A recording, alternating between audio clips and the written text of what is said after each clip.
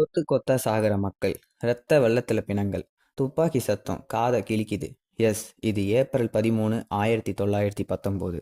British கவர்மெண்டோட Rowlatt ஆக்டை அப்போஸ் பண்ணி 1000க்கும் மேற்பட்ட மக்கள் பஞ்சாப்ல அமிர்த்சர் மாவட்டத்தில் ஜாலியன் வாலாபாக்ன்ற ஒரு பப்ளிக் கார்டனில் ப்ரொட்டஸ்ட் பண்ணுறாங்க.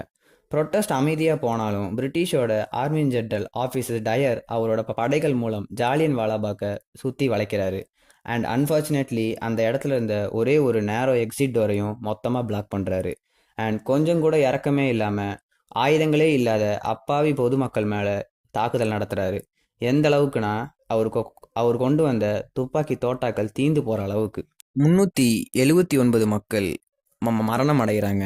1200 பேர் படுகாயம் அடைகிறாங்கன்னு பிரிட்டிஷோட அன்னைக்கு இருக்க ரிப்போர்ட் சொல்லுது.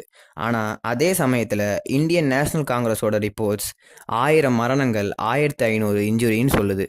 எப்படி பார்த்தாலும் 300 இருந்தாலும் சரி 1000 இருந்தாலும் சரி இறந்து போனவர்கள் அனைவருமே அப்பாவி பொதுமக்கள், அதுவும் அவங்களோட பேசிக் ரைட்ஸுக்காக போராடினவங்க.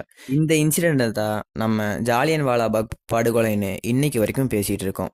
ஏன் 2019 வரைக்கும் வாயே ஓப்பன் பண்ணாத பிரிட்டிஷ் கவர்மெண்ட் 2019 தான் we regret for the death அப்படின்னு சொல்லி ஆர்டிக்கலையே ரிலீஸ் பண்ணுறாங்க. என்னதான் ஆர்டிக்கல்லாம் அவங்க ரிலீஸ் பண்ணி அதுக்கு ரிக்ரெட் பண்ணாலும் இது அவ்வளோ சீக்கிரம் மறக்கக்கூடிய இன்சிடெண்ட்டா? கமெண்ட்டில் சொல்லுங்கள்.